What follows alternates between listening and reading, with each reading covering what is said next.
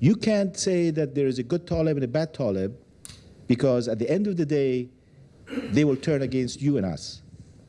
At the end of the day, they may be useful to you today, but history has proven, and I think we don't want to prove this in the future, that they will turn and bite the hand that feeds them. That is part of their mindset. That is part of their ideology. That is part of their belief system. So if you can't differentiate between the good and bad, you are playing with fire. And so that is the message that we have been giving to our neighbors and anyone who feels that this guy is good and that guy is bad, and this guy I can use today and the other guy I can discard the next day. As far as consequences are concerned, for Pakistan, I mean, I'm not the person who can decide on or who can discuss that, but I think we have reached a point in Western thinking, and especially as far as political circles are concerned, that realize that the last 16 years were somewhat wasted, that there was so much destruction and loss of life with nothing tangible as a result. And so, yes, you can call it duplicity, you can call it double game, you can call it strategic, gaming, you can call it strategic depth, as some people call it, using Afghanistan vis-a-vis India and the whole, India, Pakistan, Afghanistan triangle that people talk about. But we feel that there are changes taking place in how, in the expectations that the world has of Pakistan. Now, I don't know if Pakistan agrees or Pakistan realizes what this could mean or what it means. There are forces in Pakistan that think that they can withstand any type of pressure, and there are others who are concerned. There's a democratic Pakistan that is very worried about its future and about the future of that country. And so I hope that Pakistan will come to a realization that the policies of the last 25 years of trying to use the Taliban as a proxy force to manage Afghanistan's affairs has failed. It has been a failure. And if it has been a failure, it means that it's time to rethink it. It's time to re-strategize. And it's time to work with everyone to make sure that we come up with the right solution for ourselves and for our people in our nations. So I hope that that message is clear, but I think time will tell whether that message has been absorbed. Thank you. So what I'm going to do now is just take, I know there are a lot of questions on this side. I'm going to take one more now, and then we will go to Dr. Dawud Azami's 15-minute contribution, and then I think there's probably time for a coffee break, and then we'll have the Professor giving his remarks as well. I'll just say to you, if you've got questions, there will be, I promise you, a chance with the whole panel to ask them. But let's just do one more now. Yeah. Thank you. I'm Adil Sultan from King's College. Thank you, Excellency, for a very objective assessment of yours about Afghanistan's situation. I recognize you mentioned that there are a number of countries in which the Taliban have the sanctuaries. And I also recognize you mentioned Pakistan and Iran. Are there any more countries? And if you can be specific about these countries, can you name them? Thank you. So yes. So Pakistan is, I think everybody recognizes after all these years that Pakistan has been the main sanctuary for Taliban and has offered safe havens. And I mentioned the fact that these safe havens are multi-layered. It's an infrastructure that has been put in place over the last 25 years that has, they think, served them well. We think hasn't served them or anybody well. But, there's a layer that touches the madrasa system. the madrasa system that was put in place in the 1980s with Saudi funding and Wahhabi assistance and so on and so forth, that Pakistan has been trying to use on two fronts. Part of them with India, and the other part with Afghanistan. And these policies, by the way, are all policies that have nothing to do with the Pakistani civilian government. These are policies that are totally controlled by the military, from A to Z. So the safe havens, there's madrasa system, there's the training, recruitment, there's the financial and funding part, which goes beyond just Pakistan and Afghanistan. For all these years, money has been brought in from many other parts of the Islamic world where people believe in that kind of sort of agenda. And then there's the drug and narcotics and criminality nexus, which includes smuggling and making sure that they profit from these funding sources. So when I talk about the infrastructure, I'm talking about this whole thing. The main part of it has been, unfortunately, in Pakistan. And it has hurt Pakistan as well. Where did the TTP come from? The TTP is an offshoot of the Afghan Taliban, and then it got splintered into groups that were pro-state and anti-state. Some were used for one reason, some were used for another reason over these years. The part that has to do with Iran is very new, is not the same structure as the one that exists in Pakistan. It is mostly contacts that take place at the sort of intelligence level. I'm not even sure if the Iranian government per se is fully aware of what it means, but there's definitely a part of the Iranian regime that has been involved. And it's troubling, as I said, because they are using it as part of their hedging policy.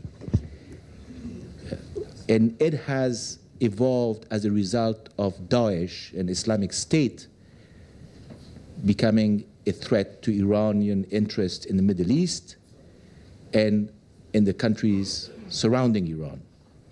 So that particular structure and what the Taliban have been able to invest and how the Iranians are using that for their own purposes is something that is new. It's not as deep-rooted, but nonetheless, it's troubling for everyone.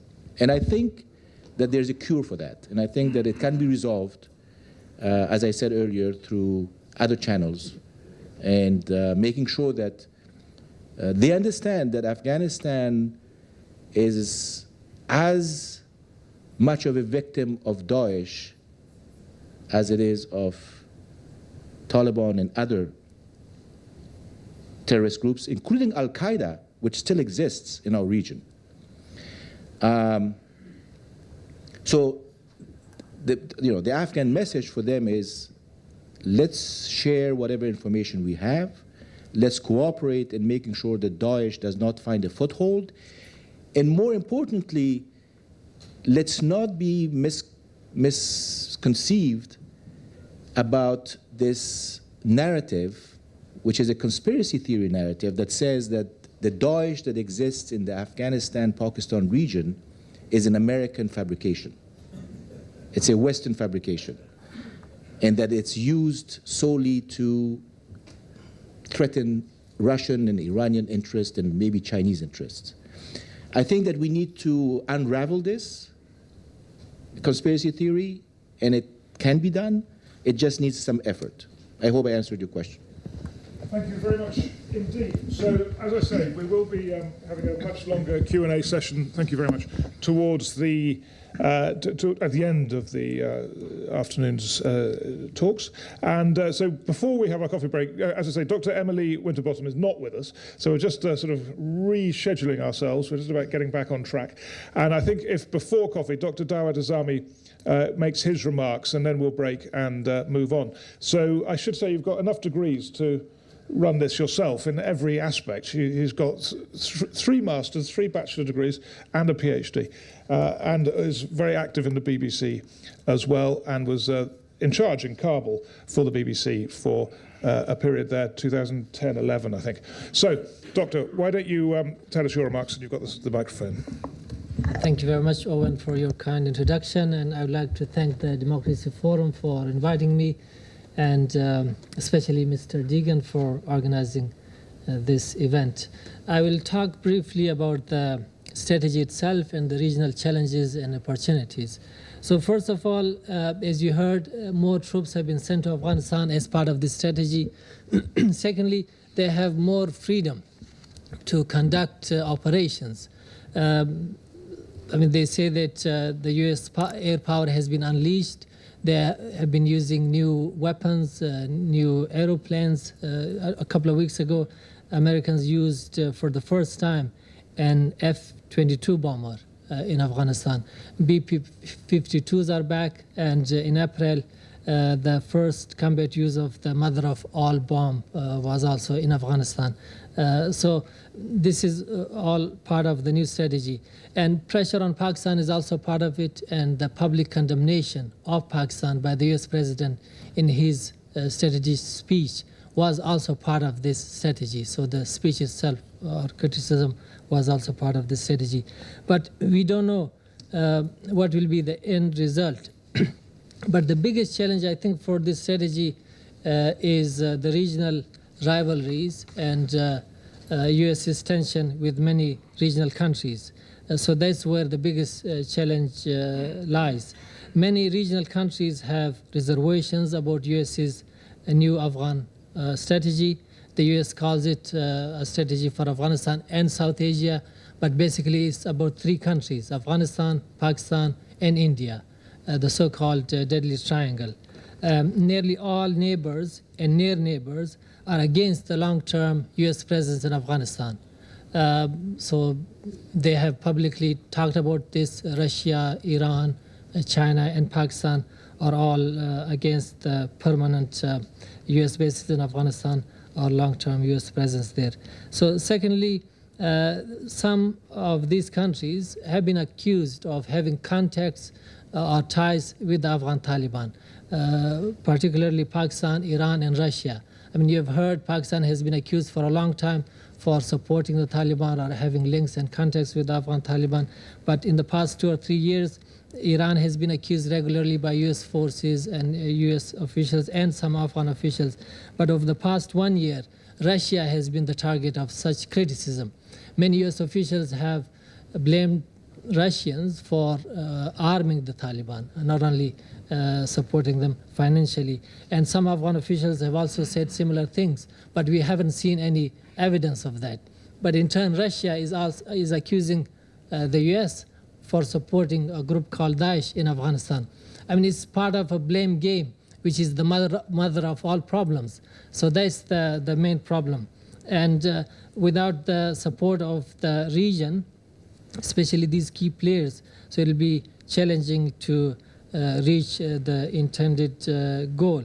But when it comes to Pakistan, Pakistan has been accused of so many things. It has been criticized after the election of Trump, and many US officials have had very harsh words for Pakistan. Many of them have visited Pakistan, and a couple of high-ranking officials are going back to Pakistan in the next 2 weeks. Mattis and Dunford will visit Pakistan in the next 2 weeks. But we haven't seen any progress. Nothing, it seems, has been changed since the strategy was announced. Afghan officials and American officials have told us that they haven't seen any change in Pakistani behavior. So far, from the US side, it has been mainly words and criticism. So we haven't seen any action on part of the US against Pakistan or any sort of pressure. So it will take a lot of time, I guess, especially over the winter. We might see something tangible. But a couple of things have happened since the strategy was announced. First, the Canadian-American couple, which was recovered in Pakistan, was after this strategy was announced. So President Trump, in his usual way, tweeted and praised Pakistan for its cooperation in the recovery of this couple and their kids. Second was the meeting of the quadrilateral contact group between Pakistan, America, Afghanistan, and the US in Qatar last month. So this was also kind of a progress after the strategy. But apart from these two events, we haven't seen any tangible progress. When it comes to Iran, I mean, you have heard Iran has been accused of having links with the Afghan Taliban, and there are reports that Iran is supporting the Afghan Taliban. Some Afghan officials have accused Iranian officials of having links with the Afghan Taliban. But again, we don't have any evidence. It is mainly the local officials in the provinces, not in the center. So Kabul has been mainly quite the central government. But local officials in the provinces have been accusing Iran for having links with the Taliban. We have also heard that some of the Taliban leaders have moved to Iran. You remember the story of Mullah Mansour, Akhtar Muhammad Mansour, who was killed in a US drone attack in Balochistan last year. So the reports were that he was coming back to Pakistan from Iran. So there are movements on that front as well. And by the way, Russian and Iranian officials have publicly acknowledged that we have contacts with the Taliban, we have ties with the Afghan Taliban. But they say that we are not arming them, we are not financing them. These contacts are mainly for the Afghan peace process. We are encouraging them to take part in the political process. But we know their main concern is Daesh, the emergence of Daesh in Afghanistan. Daesh, as you know, Daesh in Afghanistan, Pakistan region is an offshoot of the Daesh in Iran and Syria. It has been active in Afghanistan since January 2016, mainly in the east of Afghanistan. So these countries have been accusing each other of supporting this group. I'll give you just two examples which will make it easier how deep this mistrust is. Drugs and Daesh are seen as problems for all the countries in South and Central Asia. So they all agree they are bad for all of us. I mean, they have different definitions of proxy and terrorism and the rest of it. But when it comes to these two problems, drugs and Daesh, they all of them say that, yes, this is a threat, this is an enemy. But they are not on the same page even on these issues. When it comes to Daesh, there are many conspiracy theories, many suspicions. Russia and Iran are seeing the group called Daesh as a US proxy. This is what they have said publicly. Pakistan says, or some Pakistani officials say there is a raw NDS construct. Afghan and Indian officials see it as another Pakistani proxy. So even they are not on the same page on this big issue, which is seen by all of them as a serious threat. And the same is the case with drugs. Tension with U.S. tension with Iran or U.S. hostility towards Iran will also have many negative ripple effects. So it's not only tension with Pakistan, Iran is also important to watch. U.S.-Russia tensions are also important for the stability or instability of Afghanistan. If tensions are increasing, we all know that Russia has a lot of influence in Afghanistan. They not only have contacts with Afghan Taliban, they have contacts with other important players in Afghanistan. So they have the potential to create problems for the Afghan government and the U.S. So this is the regional challenge that we are talking about. But we all know that the problem in Afghanistan is cannot be solved by one country. It's a regional problem, it's an international problem. So one country, even the US, doesn't have the capacity to sort out Afghanistan. It needs the cooperation of all the important players in the region, because the issue or the conflict has been becoming more complicated. Like 2 years ago, we didn't have Daesh in Afghanistan-Pakistan region. Now there is Daesh. Recently, new groups are emerging like Fatimiyun militia and Zainabiyun militia, which were trained by Iran and fought in Syria and Iraq. So they are coming back to the region. So this is taking shape as another group. So the number of non-state actors and groups, in addition to organized crime, is increasing. And so is the tension between US and regional countries and rivalries among regional players. So India-China tension, India-Pakistan rivalry. So this will also have an impact on the situation in Afghanistan. So the challenge for the US is to bring all these important players on the same page. And the bigger challenge for the Afghan government is to balance its foreign policy because there are conflicting interests. So these are the main challenges that I think will have big implications for the success of the US strategy for Afghanistan and South Asia. Thank you very much indeed. And we've just got 5 minutes for the coffee break, so I will just take 2 or 3 questions. I think I should go to this side of the room. Here is the microphone, if someone could help me again. Thank you very much. And we'll just run this up to past. Here we go. Yes, that gentleman with his hand up there, yes.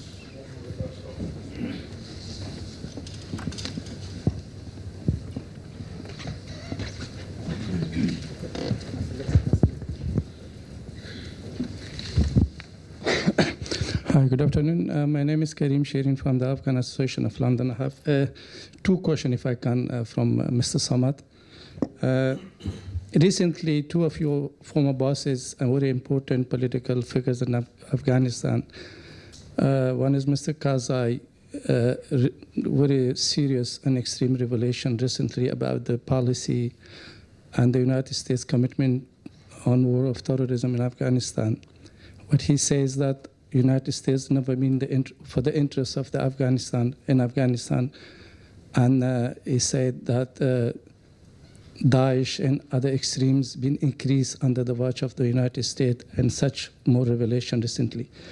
And one of your former boss, in the foreign ministry, as I have knowledge that you work in the foreign ministry for a very long time, Mr. Spanta revealed in his book recently that the United States senior diplomat once said in his presence to the President Karzai that we need Pakistan 100 times more than Afghanistan. So we never take action against Pakistan. I just want to know, do you buy these facts and revelation? If not, why? And the second short question, any such policy need a very strong and stable government in Afghanistan, without which cannot be implemented, any policy cannot be implemented. With the government that we have now in Afghanistan, where the vice president is in exile, accused of sexual harassment, we have the parliament fighting within themselves. We have the government that not been appointed more than half of the cabinet yet after all the 3 years of their government. And we have the governor in very important province in northern Afghanistan that openly challenging the government. How we can implement such policies such as this one in such a fragile government? Thank you. Okay, I'm going to ask both of you to comment on that. Why don't you start off, Ambassador, and then I'll ask Dr. Zami to do so as well. Thank you. Mr. Karzai's views and remarks over the years have been at best controversial and have raised a lot of questions in Afghanistan itself, aside from questions that it has raised outside. For the record, I resigned from Mr. Karzai's government in 2011 because of such views, because of the fact that I saw him sort of vacillating between positions and not having a straightforward, concrete policy on what is good for the country and how to deal with the major issues that Afghanistan faced. So he was my boss for a while, but I was probably one of the very first ones to resign. So his views on Daesh are I don't find his views on Daesh and the threats that Afghanistan faces today as being well-founded. I think that they are mostly influenced by conspiracy theories and by what he considers as being politically expedient for himself in his interest. As far as Mr. Spantor's views are concerned and what he has written in his book lately, I have not read his book yet, but I have read other people's opinion and excerpts of his book, and what he quotes as an American official as having said to him and to Mr. Karzai. I mean, I cannot dispute it, agree or not agree. It's a quote that he uses. Whether Pakistan is more important or less important is not an issue right now. Well, I think what is the issue is the fact that we need to tackle terrorism and extremism that fuels it once and for all. We need to take measures to combat it effectively. Whether one country is more important or less important is irrelevant. As far as the fragility of the current government is concerned and the political situation inside Afghanistan and how it impacts or how it is impacted by the new U.S. policy, if I haven't misread your question, yes, there is fragility.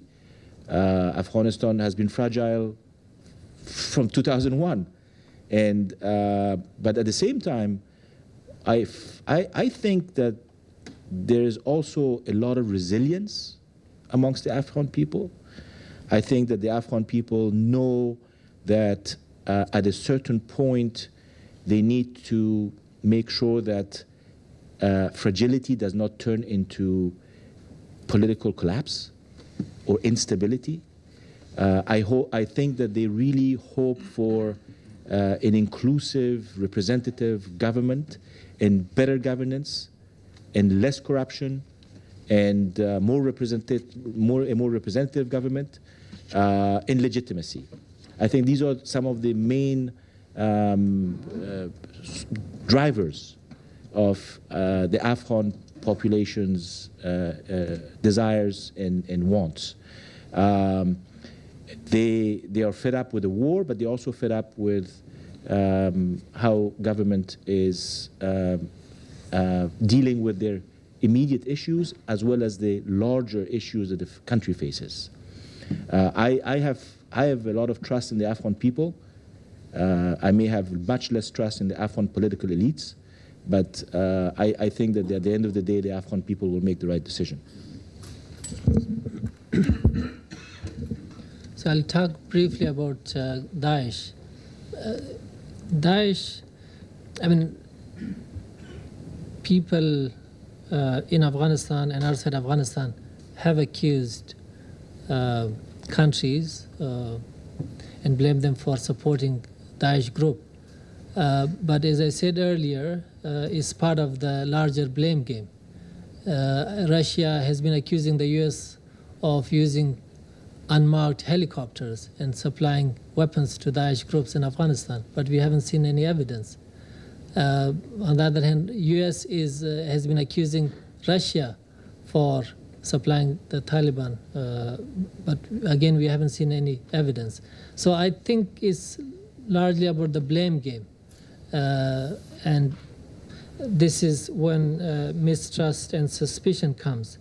And when it comes to Taliban and their links with other countries, I think until a few years ago, they were feeling isolated, but now they feel emboldened because they have established links with other countries in the region and outside the region, especially after the emergence of Daesh. I mean, Daesh, in a way, challenged the Taliban. They fought against each other and killed hundreds of people from both sides. But it was a blessing in disguise for the Taliban, because other countries came and approached the Taliban, and they changed their policy of non-interaction with the Taliban. So the links that Russia or Iran has with the Taliban today are also mainly due to Daesh, because Taliban are fighting against Daesh group in Afghanistan, and Russia didn't want this group to go towards Central Asia and destabilize Central Asian countries and eventually Russia. And the same is the case with Iran. It didn't want to be threatened by Daesh on both sides, on western border and eastern border. There was Daesh in Iraq, and then they couldn't afford another Daesh in Afghanistan. So that's why they established links with the Taliban. And Taliban have assured all these countries that, one, our agenda is local. We don't fight outside the borders of Afghanistan. And second, we wouldn't allow Daesh to threaten your security and stability. So that was the kind of deal that they have discussed. But as I said earlier, there are conspiracy theories. It's a very chaotic situation. There are many known unknowns and unknown unknowns. Nobody knows who is doing what. It's a war of ghosts or shadows. So that's where the complexity comes of this problem. And that's why all these countries need a sincere dialogue and cooperation to stabilize not only Afghanistan but the whole region. Thanks. Thank you very much indeed. We'll take a break now as it's scheduled on the programme, and I'd ask you all to come back after this very interesting open session. We'll be back at 3:35. Your name, but if you kindly speak it out so it will go to my editor straight. So what do you want me to say? If you first give me your name. Just my name? Yeah. Dawood Azami. Okay. Basically, whatever you said is fantastic. Just if you kindly encompass your thoughts about what you said, or the essence of what you said, I'll be grateful. So there are two major challenges for the US's new strategy for Afghanistan and South Asia. One is US's tension with many important regional players. US has tensions with Pakistan. There are tensions between America and Russia. There are tensions between America and Iran. So if these countries are not cooperating with the US to implement its new strategy, it will be very difficult and challenging for the US to achieve its goal, mainly to stabilize Afghanistan and the wider region. Second, the number of non-state actors in that region is very large. There are Taliban, Pakistani Taliban, Afghan Taliban, there's Al-Qaeda, and now until 2 years ago there was no Daesh. Now there is ISIS or Daesh group. And we are seeing new groups, for example, the militias which were supported by Iran in Syria, they are mainly from Pakistan, Iraq and Afghanistan. So the Pakistani and Afghan groups are coming back to their countries. So it's becoming another player which is well-trained and highly ideological militia group. And thirdly, it'll be also difficult for the Afghan government to balance all these conflicting interests in the region. There are so many rivalries between regional players. There is tension between India and Pakistan. There are tensions between India and China, which will have a negative impact on the situation in Afghanistan. And there are already tensions between Afghanistan and Pakistan.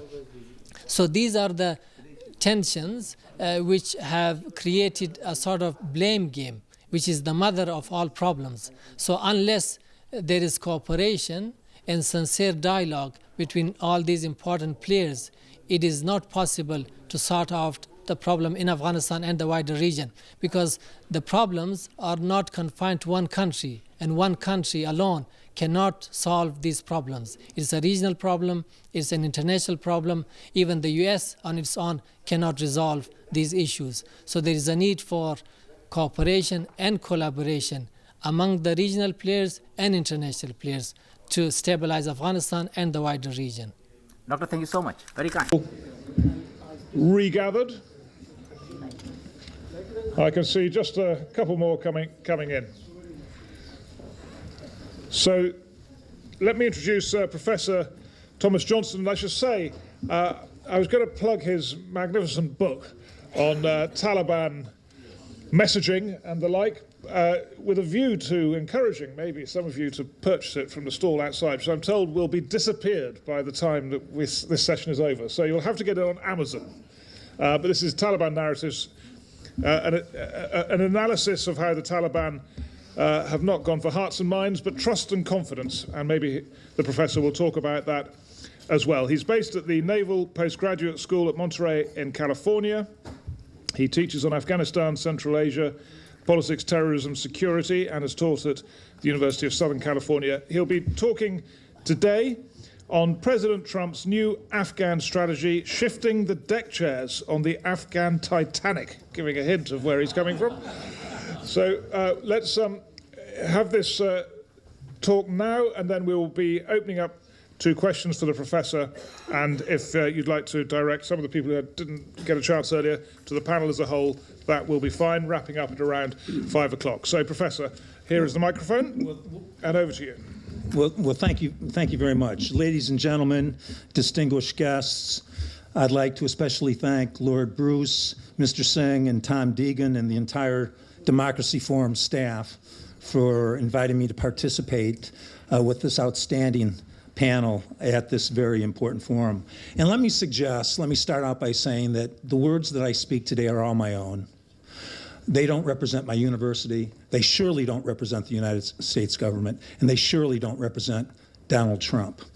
What I plan to do today is to talk about the explicit question that was raised by the forum on cross-border terrorism and the implications of Trump's plan. Trump does not have a strategy because there's no end game, and I don't think Trump understands what a strategy is.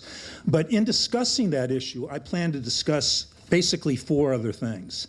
I plan to start out by talking about the present Afghan situation. Then I plan to talk about Trump's, quote, plan, and a couple of key things that he said during his speech that I think are provocative and deserve attention.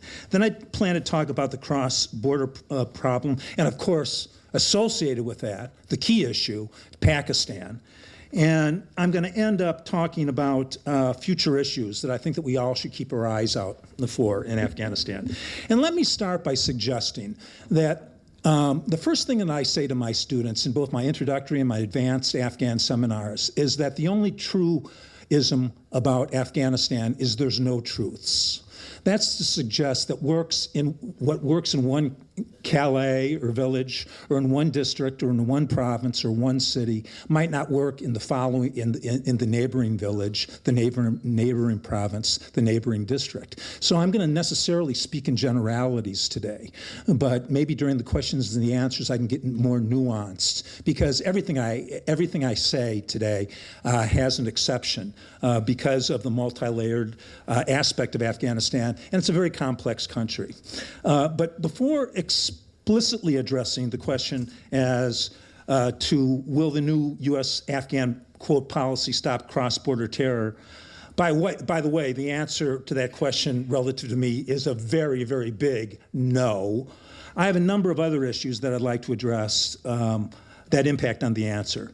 And as you'll see, a major part of the ultimate answer to this question the forum asks involves provocative questions, especially relative to Pakistan and their total duplicity since 9/11. Let me set the context of my remarks by addressing how and why the war in Afghanistan has become a quagmire that is, I believe, is unwinnable without significant strategy changes, not minor policy changes.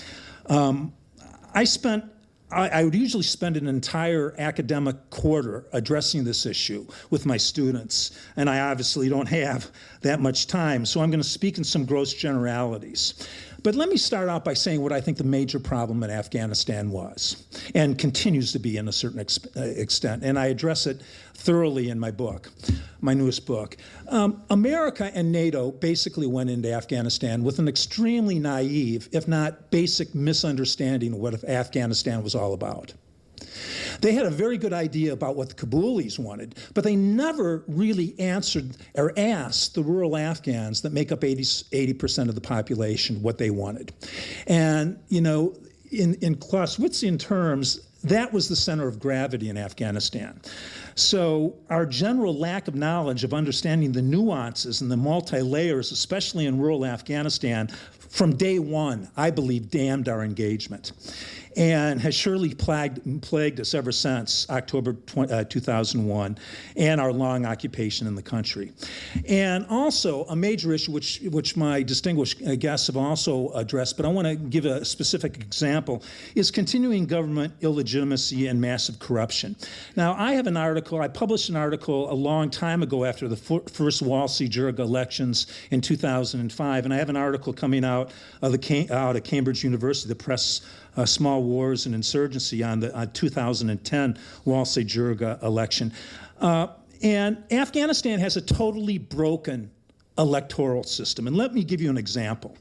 An analysis of the Kabul voting in the last Walsey-Jurga election in 2010, there were 664 candidates running for 33 Walsey-Jurga seats. Okay, now remember that there aren't Walsey-Jurga districts, so a person in Kabul, in the Kabul province, would vote for one person for those, not 33, but one person for one Walsey-Jurga seat. So out of a total of 486,000 valid ballots that were cast, Haji Mohammed Mahakik was the leading vote getter, and he received a total of 3.6% of the vote. That's not a mistake. 3.6% of the vote. Now, can you imagine a member of parliament getting 3.6% of the vote? Can you imagine an American congressman getting 3.6% of the vote? But what's worse is this, that a mere 3.6% of the vote could represent the most popular candidate is disturbing and has serious implications relative to representative democracy in Afghanistan. But overall, 21 of the 33 candidates that were elected to the Walsey-Jurga because of the single non-transferable vote that's being used in Afghanistan, 64% received less than 1% of the vote. So do you wonder why there are legislative problems between the executive branch and the legislature? Because the legislature, the lower house, the Walsey-Jurga, has no constituency. When 3.2% of the vote is the largest vote getter in the largest province, there's obviously a major problem.